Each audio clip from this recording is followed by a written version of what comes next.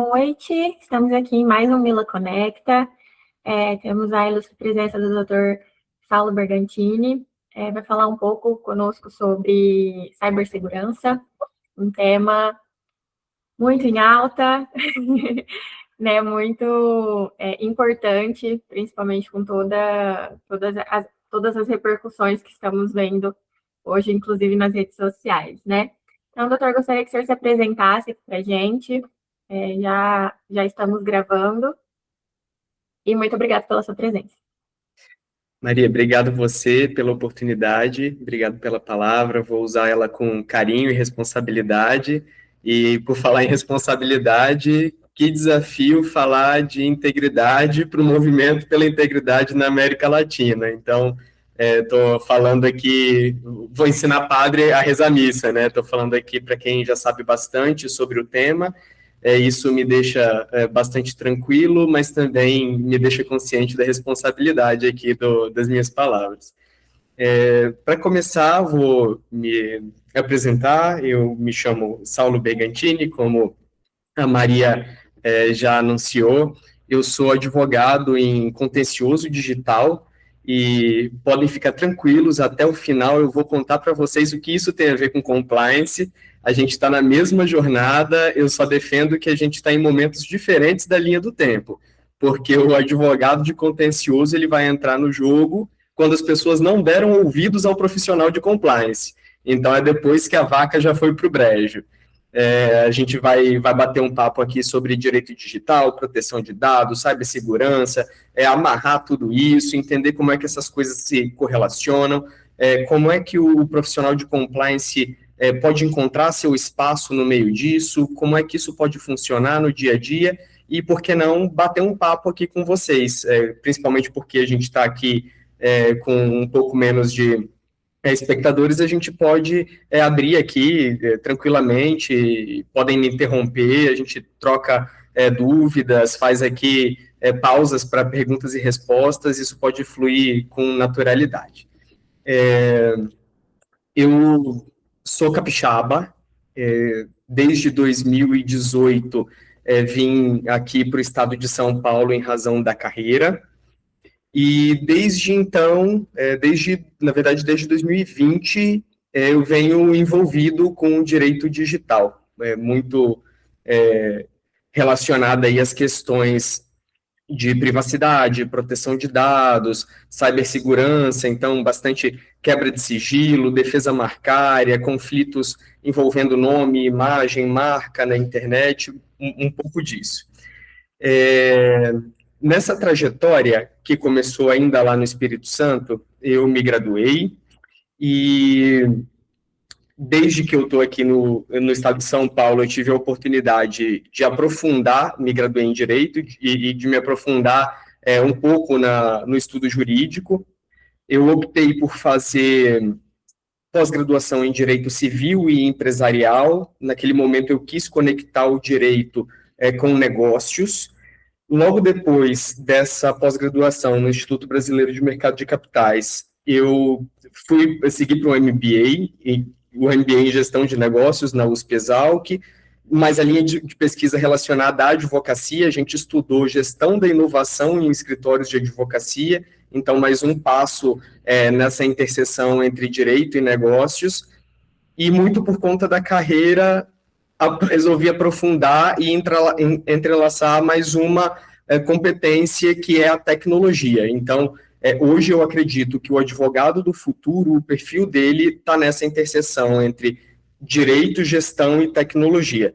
Então, estou aprofundando um pouco esses conhecimentos em tecnologia em um mestrado na Unicamp, e a gente está mantendo a linha de pesquisa nos estudos de inteligência artificial e sistema de justiça. Nesse caminho, eu passei por alguns lugares. No Espírito Santo, eu comecei atuando no meu próprio escritório. Desde que eu estou em São Paulo, eu passei pela Simpar. Não sei se o nome é muito familiar para todo mundo, mas talvez se eu disser aqui de Movida, de JSL, de Vamos, de CS Brasil, as pessoas lembrem com mais facilidade desses nomes. São empresas que a gente vê muito aí no dia a dia, né, nas estradas. É uma empresa muito importante no setor de logística rodoviária. De lá, tive o meu primeiro encontro com o direito digital no Libroc Camargo Advogados, o LBCA. Não sei se é comum para todos também, mas é um escritório que, entre outros, cuida de uma carteira da Google. E foi a minha primeira apresentação para esse mundo do direito digital, já me encantou.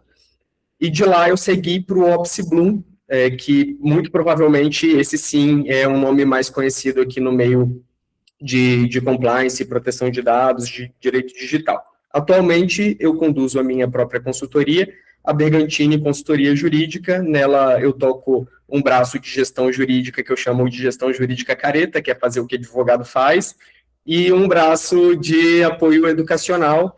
Então, tenho me aproximado da sala de aula, tenho feito palestras, e tenho me dedicado a buscar apoiar empresas e escritórios de advocacia em educação corporativa também.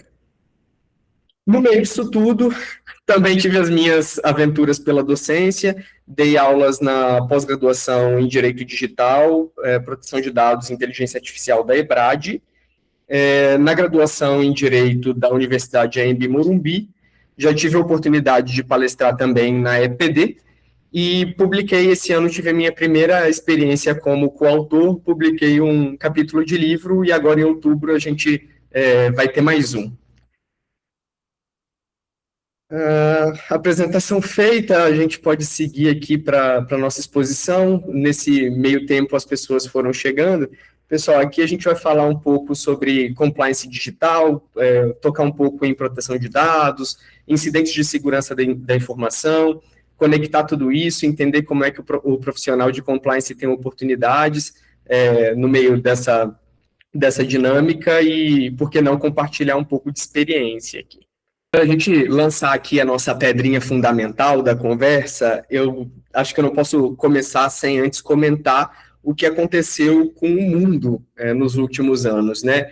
Eu vou dizer, por mim, eu sou um trintão, então, como bom millennial, eu vi aí o mundo analógico dar tchau para o mundo e vi também o mundo digital chegar com tudo e mostrar para todo mundo o porquê que ele era um caminho sem volta, né? Então, antigamente, muitas coisas do nosso dia a dia envolviam presença física. Imagina, ir a um banco, a gente tinha que ir até uma agência para pagar um boleto, imprimir o boleto, levar ele até um caixa, apresentar notas de papel, como faziam os incas, maias, astecas, para receber um carimbo no papel dizendo que aquilo ali está pago. Enfim, hoje isso é praticamente impensável. Se a gente tinha, nos estudos mesmo, nas escolas, se a gente tinha um bom laboratório de informática minimamente estruturado, era raridade. E quem dirá pensar aqui na nossa rotina de advogado, tocar processos, né? As pessoas imaginam que aqueles que estagiaram aí por volta de 2010 a 2015, né, o processo digital chegou com mais força em 2016, tiveram a oportunidade de folhear autos físicos, fazer carga de processos. Tinha isso, né? Para você acessar um processo, você tinha que ir até o fórum, pegar o processo mesmo fisicamente, levar ele para casa, assinar um documento dizendo que você estava retirando aquilo dali, trazer de volta o processo, mil questões envolvendo isso, porque vez ou outra sumiam partes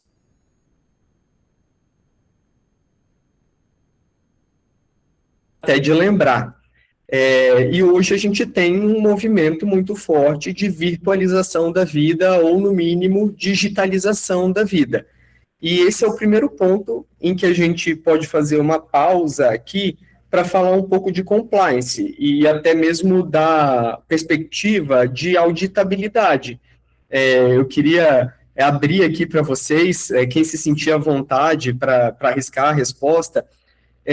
Será que atos analógicos, por exemplo, o processo de papel, eles são mais auditáveis do que os digitais? Não. Boa. Mais alguém? Joia. Maria, por que não? No mundo digital, nós temos muito mais ferramentas para auditar e compreender como aquele documento foi feito, quando. Então, nós temos muito mais ferramentas para poder assegurar a veracidade da documentação que a gente está lidando do que antigamente. Acredito que esse seja o principal motivo. Perfeito. E a validade da assinatura à caneta, você acha que ela é maior, menor ou igual do que a validade de uma assinatura digital? Eu acho que a assinatura digital ela é mais fácil de ser validada, né? Até porque com toda a sistemática de leitura, como que é o nome daquele códigozinho que a gente tá lá para verificar e ID, né? Uma coisa assim. Hash. Hash, isso mesmo. É bem mais fácil da gente conseguir avaliar se aquela assinatura ela é verdadeira ou falsa, né? A assinatura a rogo, que a gente fala, né, no próprio punho, prescinde toda uma técnica de verificação, de análise, né? Ela é bem mais complicada, uma perícia técnica, né? E hoje a gente tem muitos softwares também para verificar questões de validade de documento, né? E autenticidade de documentos. Os próprios scanners hoje, né? Já sai lá com aquela tarjazinha, né? De scanner e muitos softwares também para poder fazer esse rastreamento, né? Então, eu acho que é bem mais fácil hoje até. Tem uns colegas aí que levantaram a mão. É o Alisson e o Lázaro. Alisson, acho que o Alisson levantou primeiro. Só um adendo, eu não acho que exista uma assinatura mais segura ou uma assinatura menos segura entre as duas. Por experiência própria, tanto a assinatura física quanto a assinatura digital, elas podem ser contestadas, e eu já vi caso das duas, você virar e disser, não, a assinatura física realmente é daquela pessoa, não era. E não, a assinatura digital foi feita por certificado A3, com senha intransferível, contestado e caiu. Então, assim, claro, eu não vou entrar aqui no mérito do porquê elas foram contestadas, mas eu já vi casos das duas serem contestadas e das duas serem afastadas da validade, tanto quanto mantidas a validade. Então, assim, eu acho que depende de cada caso, do ponto de vista. Lázaro? Boa noite a todos. Com certeza hoje o mundo digital ele contribui muito, né, para uma análise de dados, uma questão de gerar dados, né? Quando a gente gera dados aí eletrônico, a gente consegue às vezes, a maioria das vezes fazer uma auditoria, às vezes 100% auditoria com inteligência artificial, de cruzamento de dados, e o que no mundo analógico a gente não conseguiria no passado, né? Que essas auditorias muitas das vezes as pessoas faziam por amostragem. Então, era uma auditoria muito mais imprecisa hoje com a virtualização e a digitalização, né, de muitas questões, a gente consegue. Hoje eu tenho até alguns cases aí que eu já pesquisei, já olhei, hospitais, às vezes o próprio prontuário, antigamente era tudo físico, hoje tem tudo prontuário eletrônico, com isso a auditoria de um hospital consegue fazer ali de ponta a ponta uma auditoria, então isso contribui muito para um trabalho de mais precisão, aí vai auditoria, controles internos, compliance, acho que a gente traz ali um ganho para todas as áreas de uma empresa. Maravilhoso. A gente está partindo aqui de um ponto riquíssimo. O primeiro ponto a gente já partiu aqui falando de código hash. E o segundo ponto a gente tem divergência. E divergência é muito bom aqui para quem trabalha com direito, porque a gente tem pluralidade de opiniões e muito provável que a gente vai ter aqui algum debate um pouco mais profundo. Alisson, eu adorei a sua perspectiva, Lázaro também, Karina também. O ponto que eu queria colocar aqui, que nem é tanto um contraponto assim, mas uma perspectiva. Quando a gente tinha a assinatura física, que a gente fazia a rogo, né, a caneta, no papel, a gente tinha como elemento único a grafia. Então, eu decidia ali o que seria a minha assinatura. Às vezes a pessoa tem uma assinatura mais extensa, outra rubrica, enfim, decidir que símbolo ia representar ali a sua assinatura. Você tem ali a sua grafia, que é uma coisa muito pessoal. Claro, as pessoas conseguem imitar de forma muito próxima, mas muitas vezes isso não resiste a uma perícia, as perícias grafotécnicas. E hoje a gente tem a assinatura digital que traz junto com ela, às vezes ela é só uma letrinha, mesmo uma fonte publicamente disponível com o seu nomezinho ali, mas embaixo uma grande quantidade de metadados. Então ali vai ter a data que a assinatura ocorreu, o tipo de certificado digital, o horário, às vezes até com segundos ali, geralmente, inclusive, com segundos, quando não mais elementos. Então, me parece aqui, do ponto de vista de auditabilidade, que talvez a gente tenha até ganhado um pouco mais de eficiência com uma assinatura digital. Mas, no problema, pensando aqui, se a gente tivesse um questionamento de autenticidade de uma assinatura, antigamente a gente ia resolver por uma perícia grafotécnica e hoje a gente vai resolver com uma perícia digital.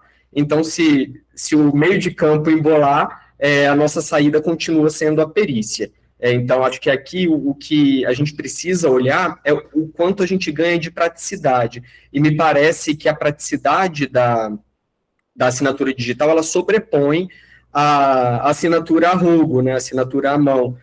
Então, acho que é um ponto a ser comemorado. E aí eu coloquei aqui como uma terceira questão, se vocês acham, e aqui muito mais para quem trabalha diretamente com compliance, não é o meu caso, então aqui o local de fala é mais de vocês, se esse esforço, o esforço de compliance ficou maior ou menor para quem cuida de conformidade com a escalada digital.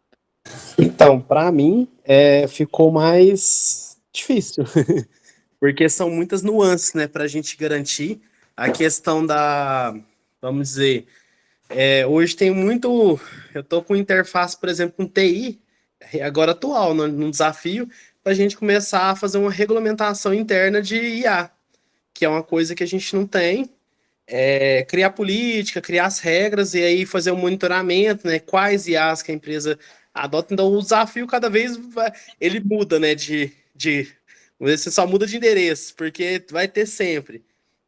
Então a gente troca ali aquela questão de arquivos, que era questão muito latente, né, riscos de arquivos, aquele arquivo imenso de papel, e agora a gente vai para o mundo virtual, aí tem outros riscos, ataques cibernéticos, aí já muda um pouco o escopo, mas o problema vai estar sempre batendo na porta, né? É isso. Karine? Oi. Só para contribuir com o Lázaro, né, realmente é uma verdade, né? Hoje os desafios são muito maiores nesse ambiente digital. Mesmo que a gente tenha mais recursos, mais condições de garantir segurança, rastreabilidade, né? É um ambiente muito complexo, a gente realmente precisa estudar bastante e regulamentar. Inclusive, Lázaro, essa semana eu finalizei a verificação, né, a correção, digamos assim, de um manual para utilização de IA na instituição que eu trabalho e também de uma política que regulamenta o uso da IA. Então, e eu trabalho no ambiente hospitalar, você tinha falado anteriormente em hospitais, não sei se você trabalha com hospitais, mas é um ambiente principalmente, né, muito desafiador, porque a gente, além de ter uma questão geracional muito complexa, porque a gente tem colaboradores de 20, 30 anos de casa, e temos colaboradores de 18 anos de idade chegando, 19 anos de idade chegando, toda essa mudança tecnológica, né? Você sair do prontuário de papel, tudo anotado no papel, tudo ali com carimbo, e você sair de tudo isso e vir para esse ambiente tão virtualizado e com tantas possibilidades de fraude, igual a gente vê, é realmente muito complexo. Fazer essa transição também, esse treinamento para essa geração mais antiga vir, né, para esse mundo digital. É tudo muito complexo, mas vale muito a pena porque assim, é uma coisa que não tem como voltar, né? Não tem como a gente voltar nessa aula. É um movimento que agora só vai crescer, aumentar cada vez mais, e a gente tem que estar preparado para tudo, né? Inclusive para as pessoas que estão aí fazendo coisa errada com o ambiente digital, né? Cometendo crimes até, inclusive. E hospital, a gente é um lugar, um prato cheio, né, para essas coisas. Então, a gente tem que realmente tomar muito cuidado. E é por isso que a gente está aqui, Saulo, para te ouvir e aprender com você. Maravilha, não. Tenho muito mais a aprender com vocês do que vocês comigo. E aí, Lázaro e Karine, os hospitais ainda têm um ponto a mais, né? Uma pimentinha, que são dados sensíveis, né? Dados de saúde. E imagina que o compliance em proteção de dados não pode dormir. Mas vamos lá. Enquanto vocês falavam, eu lembrei de um outro ponto interessante, que foi a digitalização da própria moeda. Então, imaginem que há talvez 5 anos atrás ninguém falava em Pix. Hoje a gente não vive sem o Pix. Aí não digitalização da moeda, mas digitalização da transação, né? Mas a gente já fala em Drex, que é o real digital, e a gente teve também a digitalização de moedas de investimento. Então, a gente tem Bitcoin, criptomoedas, que podem ser, inclusive, utilizadas para esse meio, né? A gente sabe que, por muitas vezes, a fraude digital, principalmente aquelas direcionadas ao mercado financeiro, a gente vai falar um pouquinho mais depois, elas incluem um escoamento, Alisson, já. Um escoamento dos valores obtidos na fraude, né?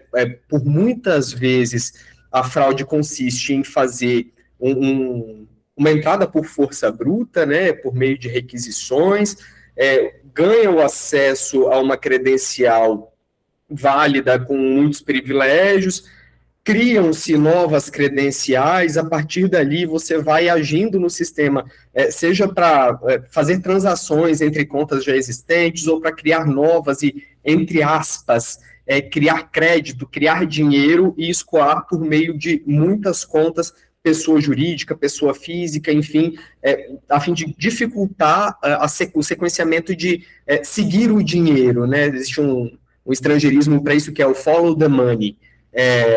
E aí você vai seguindo o dinheiro e muitas vezes você vai bater na quebra de sigilo bancário em uma exchange de criptomoedas.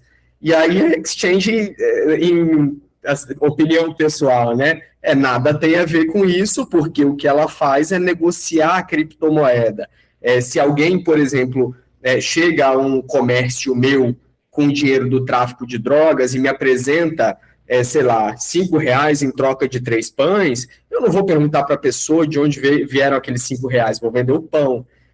A exchange de criptomoedas faz alguma coisa muito parecida com isso, que é trocar dinheiro por criptomoeda.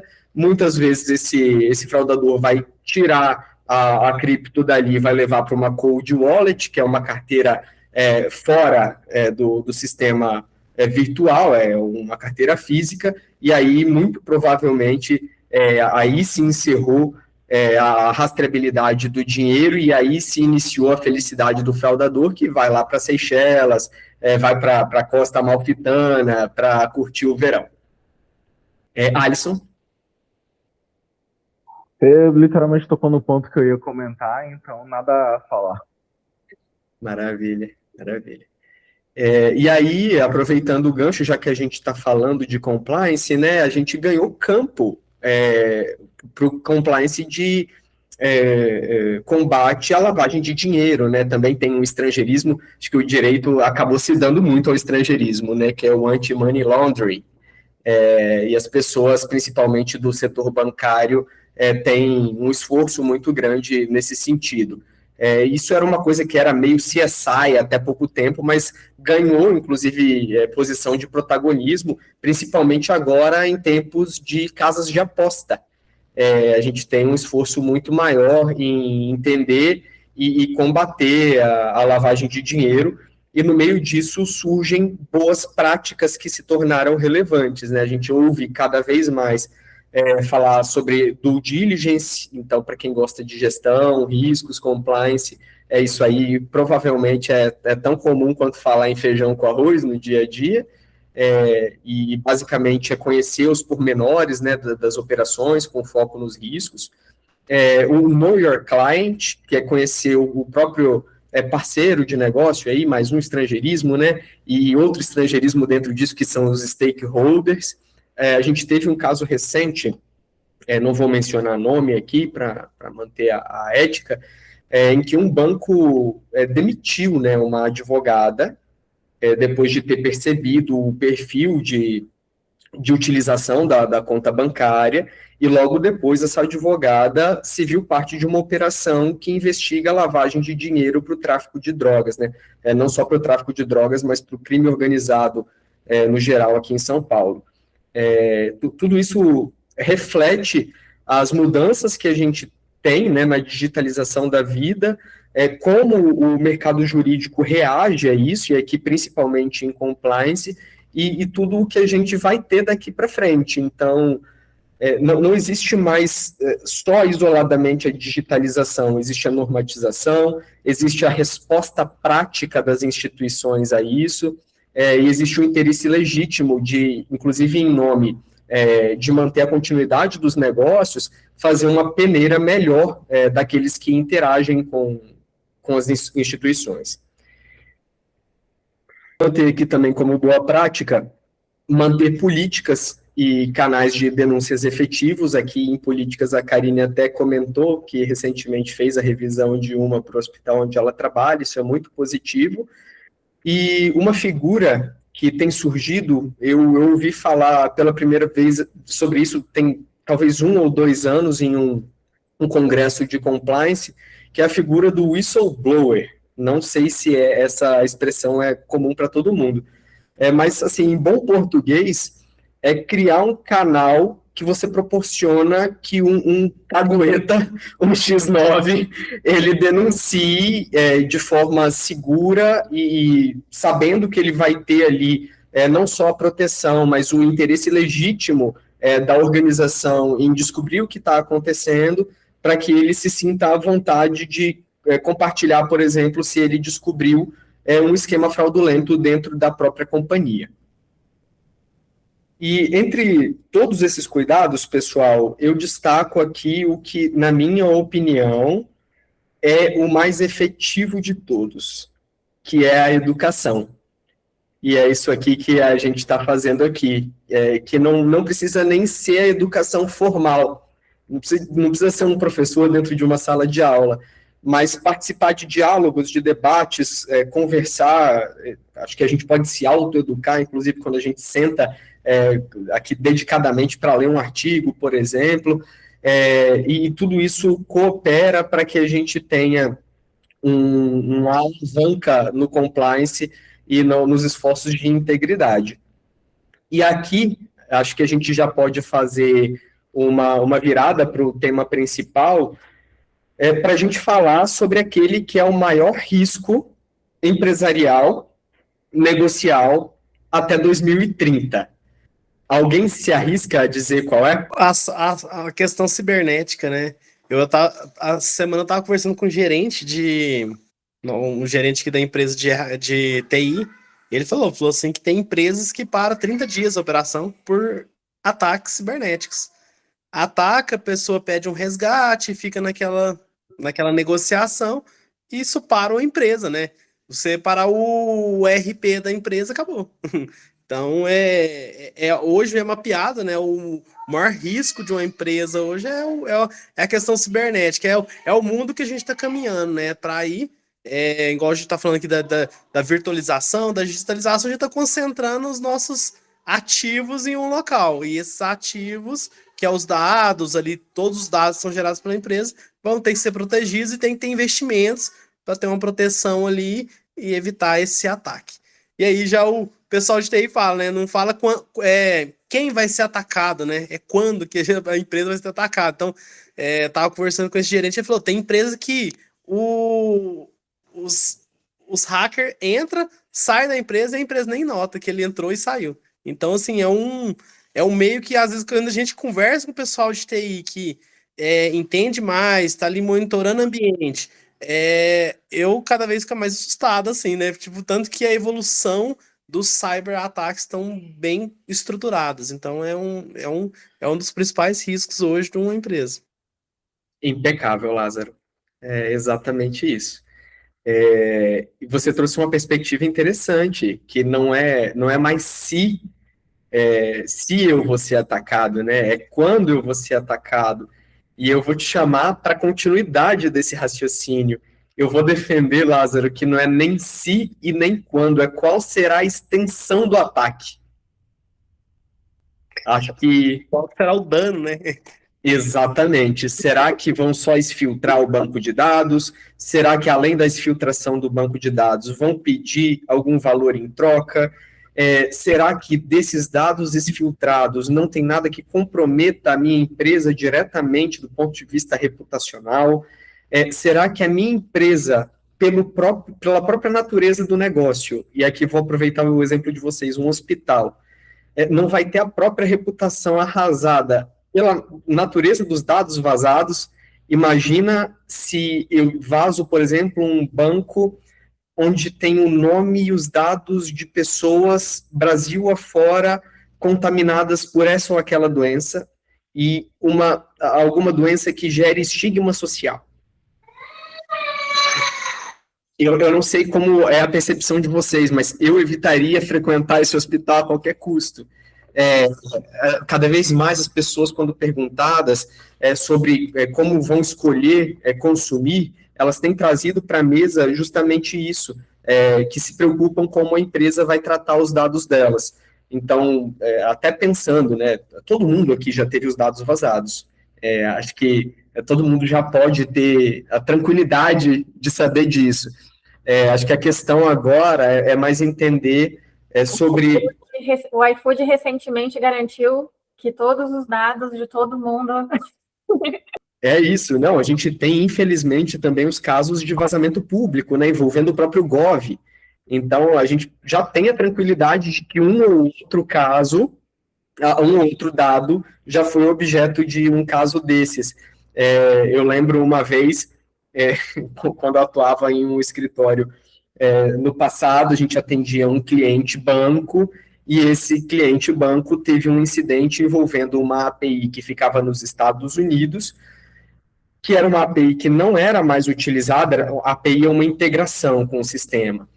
Ela estava meio esquecida lá, ela foi atacada, vazaram dados como, por exemplo, posições em ações, valores em conta corrente, enfim. Daqui a pouco, eu trabalhando no incidente, recebo o e-mail do banco. Ei, Saulo, comunicamos que os seus dados foram objeto do incidente tal, e eu bem trabalhando no incidente. E aí, por vezes, acontece isso, né? Porque em casos em que você tem o potencial, o risco, né, de grave dano ao titular, você tem 3 dias úteis para notificar a NPD. E aí ainda surge isso na mesa. No meio da crise inteira, você vai se sentar com o estrategista para decidir aí. É o caso, vamos fazer uma matriz aqui do incidente, é o caso de notificar a NPD, não é? Porque se a gente notificar quais são os possíveis desdobramentos, é melhor arriscar não comunicar. Enfim, tudo isso. Então, imagina que a educação ela desponta como uma solução mais barata para evitar tudo isso, né, Lázaro? Você tocou num ponto que eu até ia falar da questão de o tanto que é importante ter instituído na companhia um comitê de crises. E esse tema está lá dentro porque dentro do comitê de crise você cria as temáticas, né, que entra, questão reputacional e tudo mais, e a questão de cyberataques está ali bem enraizada e ter treinamento, porque quando você treina ali o pessoal de simulados de cyberataques e de outras esferas, a equipe está treinada, então consegue dar vazão na temática muito fácil. Então eu acho que assim, ter uma instituição de um comitê de crise para tratar esse assunto a nível extremo é de extrema importância para saber o que vai fazer nesses momentos, né? Aqui eu dei o exemplo da saúde, eu já trabalhei na área da saúde, mas hoje eu não estou mais na área da saúde, hoje eu estou na área do agronegócio, então, mas eu já trabalhei, sei tanto que é desafiador a área da saúde, né? Já trabalhei na Unimed já, que sabe, eu lidava bem ali dentro de muitos hospitais, então eu sei do contexto bem, e tanto que é desafiador um sistema de saúde. É isso.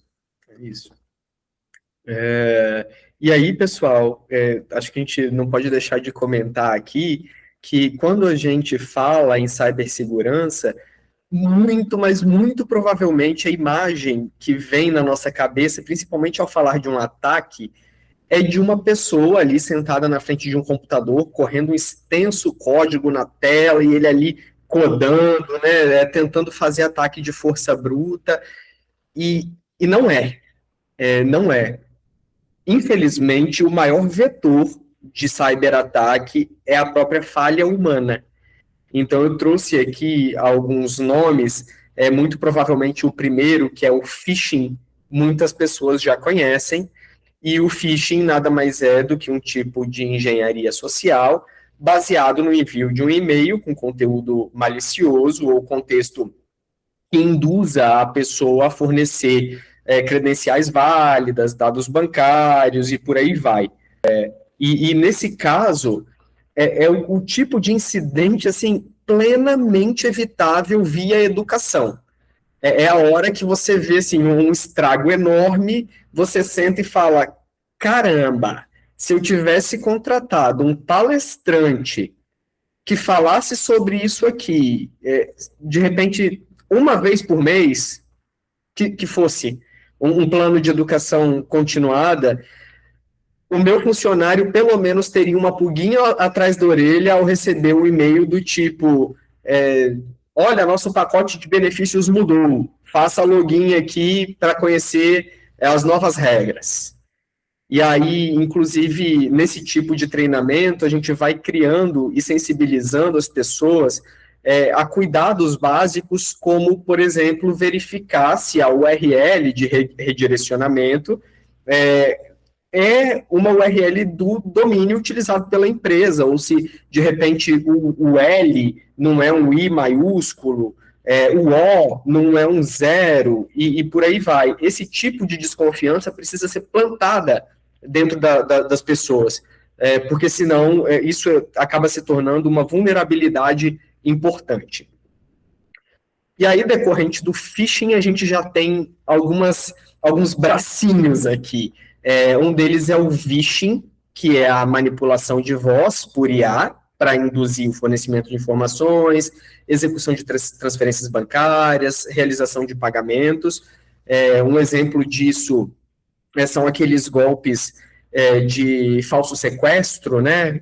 A gente pega ali elementos da voz, a gente não, né? Os fraudadores. Os fraudadores pegam elementos das vozes das vítimas, quando muito elaborados, né? Por vezes é só a pessoa gritando no fundo, para entrar em contato com alguém, algum familiar, e tentar convencer a pagar um falso resgate para que a pessoa seja liberada. O smishing, que é o phishing via SMS, então o SM ali na frente vem de SMS. O farming, que é o redirecionamento de um site legítimo para um site falso, com o objetivo de obter as credenciais, dados bancários, pagamentos também. Um nome que não é muito conhecido é o walling, que é o phishing direcionado a profissionais C-levels, profissionais de alto escalão, né, gerentes, diretores de empresas, e isso geralmente envolve um contexto de engenharia social muito direcionado às atividades da empresa. Por muitas vezes, existem ex-funcionários relacionados às fraudes, então essa pessoa sabe como funciona o financeiro, por exemplo, sabe a quem direcionar um pedido de pagamento, vai lá, cria um boleto falso, por exemplo, envia uma solicitação de pagamento em nome de um funcionário de alto escalão para o financeiro. Por vezes, a pessoa do financeiro vai pagar esse boleto ou fazer uma transferência bancária sem se atentar aos detalhes e acaba caindo nesse tipo de golpe. E, por fim, os famosos malwares, que são o que a gente conhece popularmente como os vírus. Então, a gente baixa um programa, geralmente são programas executáveis, na hora que vai, pensa, por exemplo, que você vai jogar aquele famoso The Sims que você estava com saudade de jogar da infância, na hora que você vê, tem um trojan ali, ele vai coletar dados, ele vai indisponibilizar alguma coisa dentro do seu computador, e, enfim, toda sorte de problema a partir daí. Então, aqui eu tenho defendido, sempre que eu tenho oportunidade, que a prática de compliance mais efetiva, eficaz e barata é a educação. Porque a educação, ela vai direto no principal vetor de incidentes, que é o erro humano, como eu comentei. E essa é a percepção, inclusive, de 74% dos CISOs, que são os profissionais de alto escalão de dados.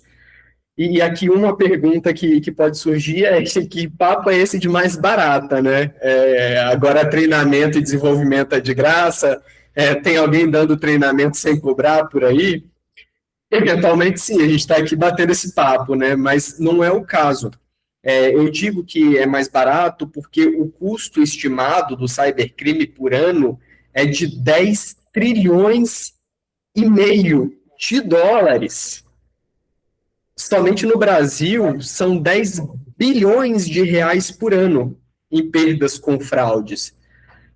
Para que a gente tenha uma ideia, em 2025, o custo médio de um incidente de segurança da informação foi de 7,2 milhões de reais, e isso já é 6,5% superior em relação a 2024. E no último ano, em 2025, a gente teve um aumento de 115% de ataques no setor financeiro.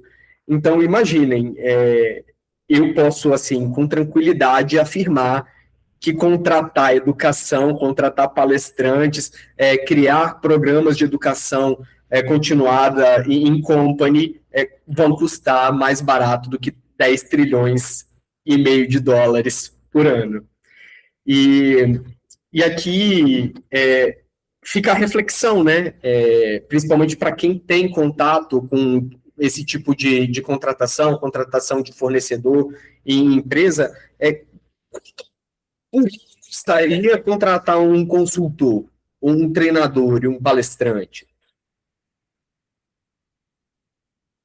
Quanto custa estruturar uma equipe multidisciplinar ou multiprofissional para falar de gestão de riscos e boas práticas em compliance digital? E aqui a resposta, ela depende de muitos fatores, né? Mas o que a gente pode prever aqui é o custo de não fazer essas coisas. E aqui eu anotei mais alguns pontos. Isso pode custar muito dinheiro, custos diretos e indiretos. Custos diretos, a gente pode pensar em tudo aquilo que a gente teve de prejuízo, né? No dano emergente, aqui juridicamente falando. Nos custos indiretos, a gente pode considerar ter que contratar um escritório de advocacia para cuidar do incidente, para fazer follow the money, um escritório de contabilidade, eventualmente, para fazer uma perícia contábil financeira do estrago que foi feito, de contratar uma assessoria de imprensa para falar na imprensa sem manchar demais a imagem da companhia. Tem muita coisa envolvida. Isso pode custar a sua reputação, com o vazamento de informações comprometedoras, como eu comentei anteriormente. Pode custar a confiabilidade entre os pares, entre os clientes, entre outros atores de interação no mercado.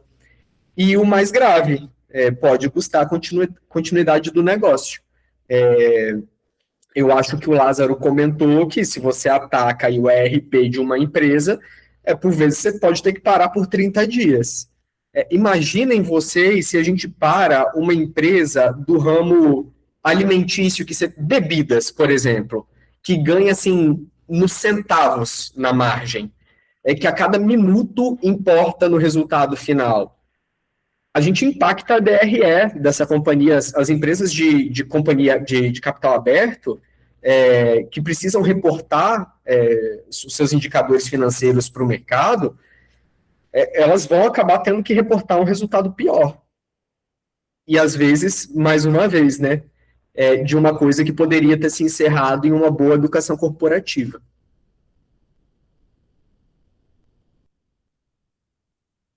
E aí, nesse cenário, pessoal, falar de governança, de riscos, de compliance, sai do campo do desejado e se torna um requisito de sustentabilidade empresarial.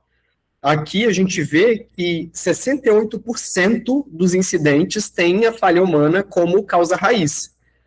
Desses todos incidentes, 20% se iniciaram em phishing. E os estudos apontam que o treinamento contínuo, quando conduzido por pelo menos 12 meses, é capaz de reduzir em 86% o risco. A média global de cliques por funcionários treinados é de apenas 4,1%. E tudo isso reforça a importância desses esforços de integridade, de conformidade, e afasta aqueles tipos de crítica que a gente costuma ver relacionada ao jurídico e ao compliance, de que são setores que, por exemplo, só servem para embarrear projeto, que só servem para trazer problema para a mesa, ou que seja mesmo uma atividade decorativa, e aqui a gente vê com números, com percentuais muito bem assentados que não é essa a verdade. Então, assim, se antes, no contexto analógico, o compliance já era importante, agora, no contexto digital, a gente não tem o que temer do ponto de vista de será que eu vou perder o meu emprego para a inteligência artificial? Definitivamente não. Agora, com essa virada digital, eu vou chamar de uma nova revolução, porque, na minha avaliação, o que a gente está vivenciando é tão importante, talvez isso não esteja claro hoje, mas daqui a um tempo a gente talvez tenha um pouco mais de clareza sobre isso, mas é tão importante quanto a revolução industrial. Então, o compliance, ele segue relevante, ele segue na vanguarda da continuidade dos negócios, e, em última razão, ele desponta como um vetor de sustentabilidade empresarial. Eu acredito que tem aqui o pessoal da ESG aqui na sala, então, como vetor de sustentabilidade empresarial, sem dúvidas, na América Latina, como aqui o campo de discussão, ou no mundo, e é muito legal saber que tem gente se reunindo aqui periodicamente para falar disso, para falar de integridade, para levar a forma, inclusive como o Brasil é visto nesse campo, para a América Latina ou para o mundo. Então, eu vou dizer que isso era um pouco do que eu tinha para compartilhar, agradecer mais uma vez a palavra e a oportunidade, Maria, Karine, pessoal que participou. É uma responsabilidade grande falar para um público seleto como vocês são, mas é isso, a sensação é de dever cumprido. Obrigado pelas contribuições. Acho que Nós agradecemos a sua presença, o conteúdo que o senhor trouxe para nós, foi muito enriquecedor, gerou aqui um debate entre a gente, né? Foi bem gostoso de assistir, de participar. Espero que o senhor esteja conosco nas próximas reuniões, né? Palestrando e participando também. Então, fica o nosso convite para o senhor e para todos os outros participantes aqui da live de hoje.